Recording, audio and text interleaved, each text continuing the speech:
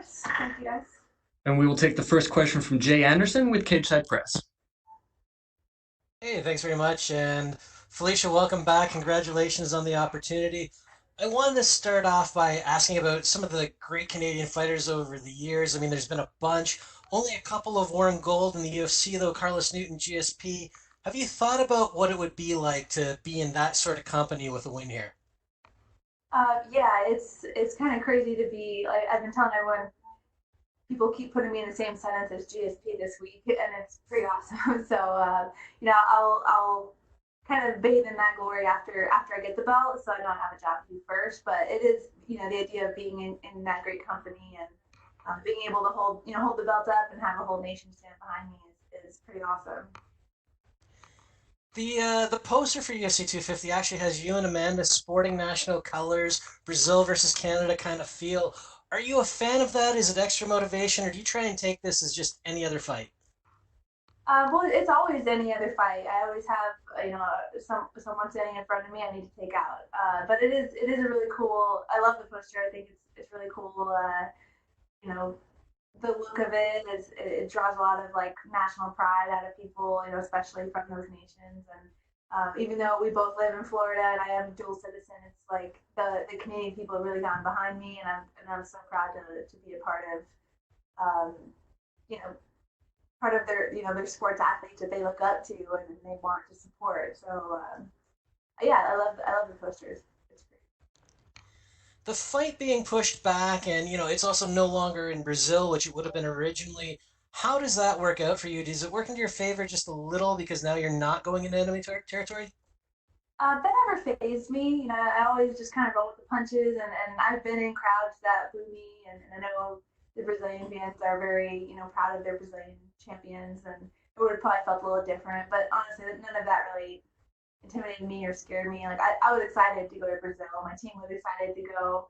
Obviously, when things changed, when things got a little crazy with the world, we didn't want to go on an airplane anymore. That was kind of the thing. And it ended up working out great that it was here in Vegas, and yeah, now we're here. I mean, it definitely got.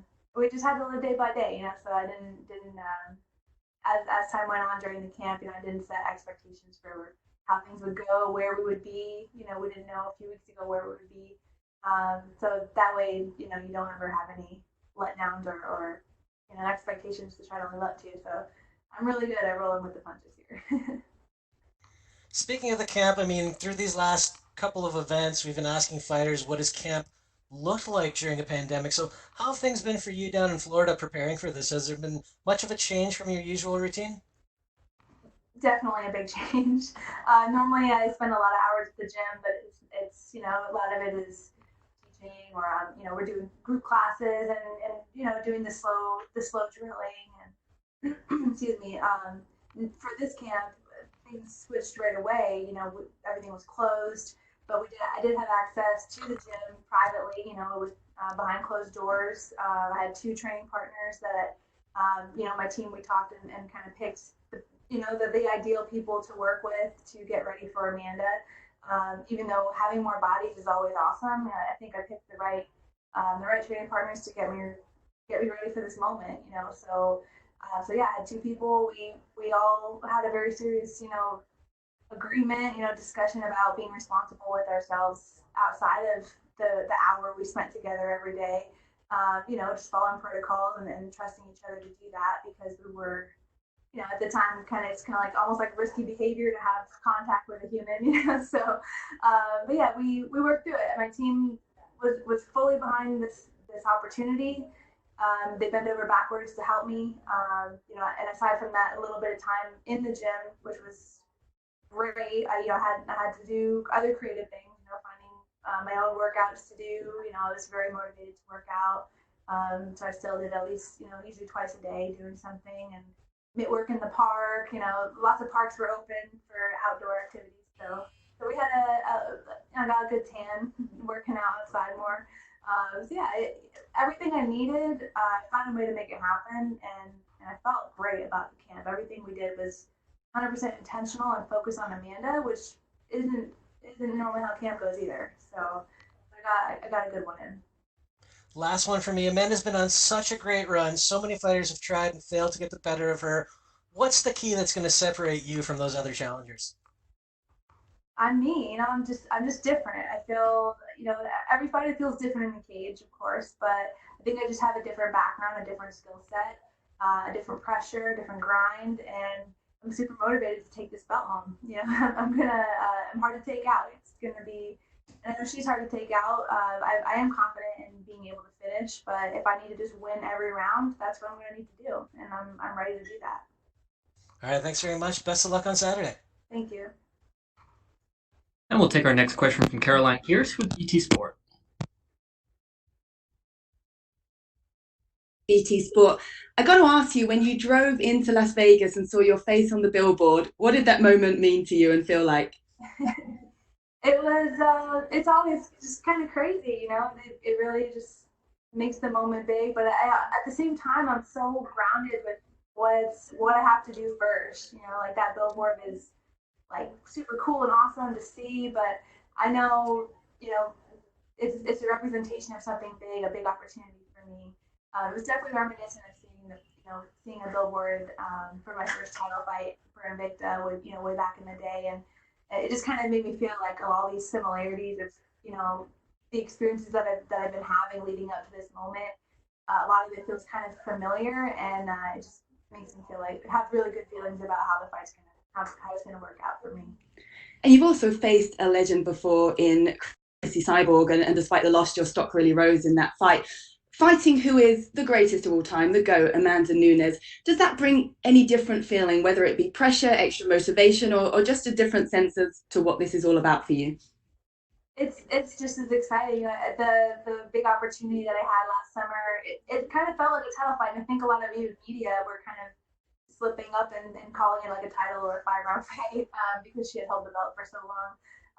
There's definitely, like I said, all of these experiences that I've had before the UFC and in the UFC, including the Cyborg fight, have just made this moment feel really familiar. This week feels really familiar. It feels so comfortable, like I always do. But I'm definitely ready for this moment, and you don't always get such a big opportunity, and this is my second big opportunity that I get. So this one's mine. I'm taking.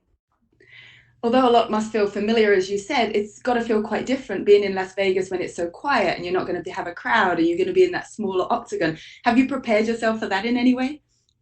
I think we've been preparing for this for months. The whole world we're all adapting and going through more of that.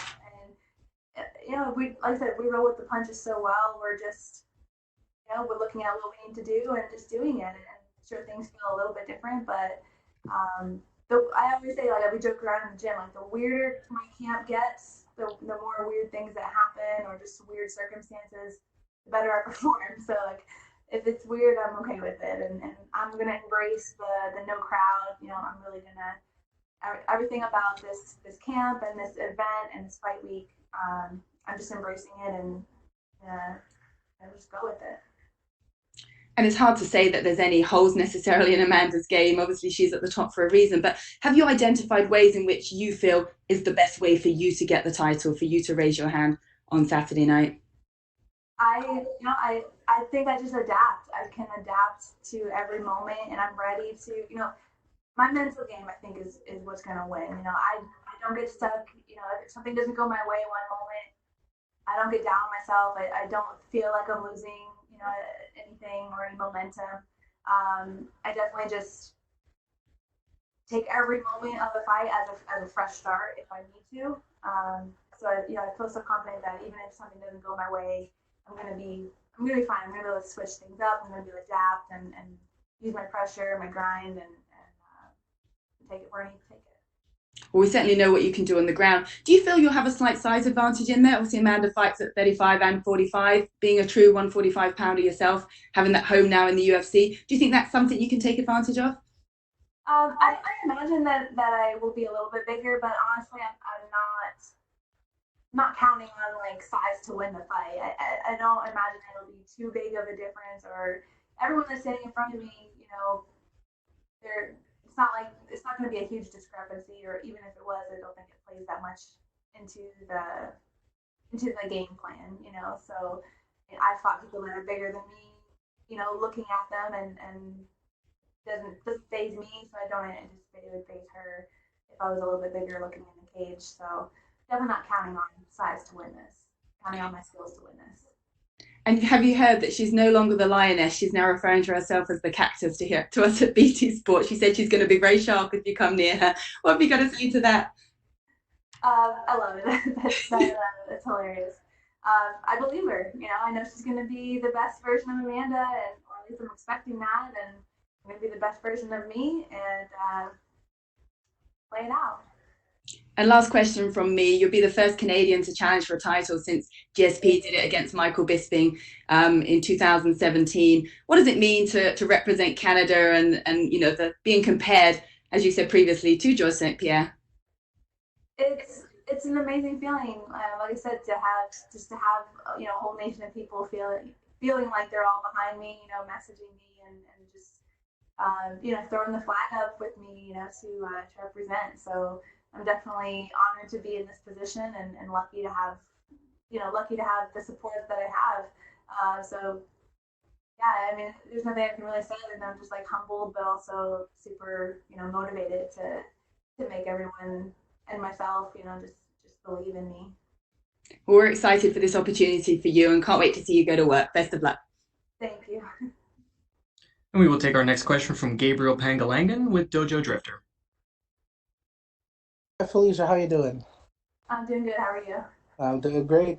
So you've been pegged as a sizable underdog in this fight, but do you enjoy the underdog status, and do you think it relieves any pressure in any way going into the fight? I love underdog status. I definitely. I hope I'm always the underdog in a way. It's just nice to know what you're capable of and hopefully on that night, bring it out and execute what you can do. And in this case, being such a big underdog, hopefully shock the world. Yeah, so you're looking to shock the world, and Amanda is a dominant two-division champion. If you were to beat her, of course, you're aiming to beat her. Where do you think this ranks in terms of upsets in MMA? It would have to be a big one. I feel like it would be on a lot of people's lists, maybe like top five. It's hard. I haven't really given it much thought on the upsets in history, but I know it would definitely be up there for a lot of people. I feel like for like the people around me and the people who support me, it might not be a surprise, but for a lot of people, it will be. Yes, and we've seen it before when dominant champions have their opponents mentally beat before the fight even begins. Where are you before this fight mentally? I'm great. This is just like every fight.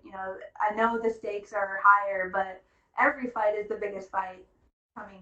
Like even my last fight, that was the biggest fight of my life coming up because if whatever happens in that fight is going to determine the future. So for me, Amanda is another human being standing in front of me. And, I always believed that I would not be fazed by big names or anything like that. And I proved it to myself. I proved it to the world, I think, last summer. I truly, truly was not fazed by a legend standing in front of me, So I'm honored to stand in front of a legend. Grateful for the opportunity, but I'm not fazed by it. I know it's my skills and another person's skills, and we're gonna fight and see who wins. All right, thank you and best of luck. Thank you. And we will take our last set of questions from Gustavo Falden with ESPN Brazil. Gustavo, please go ahead. Hi, Felicia. I wanted to know which one and why do you think it's the most difficult? Solving an algebra equation or solving the problem of beating Amanda Nunes? Depends on the question, I guess. It's I think the skills. And if people don't know, I was an algebra teacher up until last month. The skills. The reason why I love to teach algebra is because it's not about the algebra or the math. It's about the mental capacity to see a problem and solve it. And I think it really translates into fighting too. I think I'm a very composed fighter, and when I'm composed, I can see a problem and find a solution. That's where I was talking about being adaptable. I can see a problem, make a change, and do it better. In the moment. So I think it plays hand in hand with what I'm up against. Just that mental problem solving training all in real time. And how do you feel, with the pressure that Amanda has on her to being the favorite, being the champion. How do you feel about causing the upset? I'm excited about it. I know she's confident. I also hear, I believe that she does not underestimate me. I think the world underestimates me more than she does, and I believe she expects a good fighter in front of her. Fortunately, she's going to be fighting me, so I'm going to be not allowing her to make history on Saturday night. To her goal to defend both belts simultaneously and be the first to do that. So unfortunately, I won't be. If I have anything to do with it, I won't be letting that happen on Saturday. And the last one, usually we say that race drivers, when they put their helmets on, they become like other person, ultra competitive, and they become like wild. You seem like such a nice person. You're just so cute. And then when you go in the octagon, you transform yourself. Tell us a little bit about that transformation from Felicia outside the octagon and inside the octagon. I don't think that a great fighter has to be walking around in the street with a mean mug or anything like that.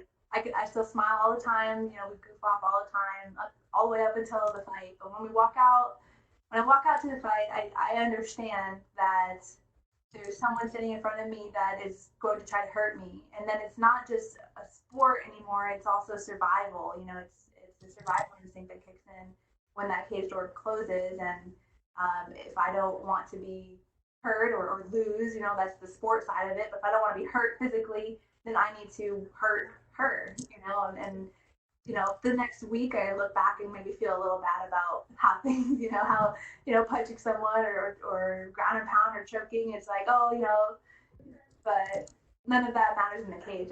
I'm there to be violent. I'm there to destroy in front of me, so that it's kind of like self-preservation. If it's not her, it's me. So I need to make sure it's her that's getting hit or choked or whatever the case, whatever it may be.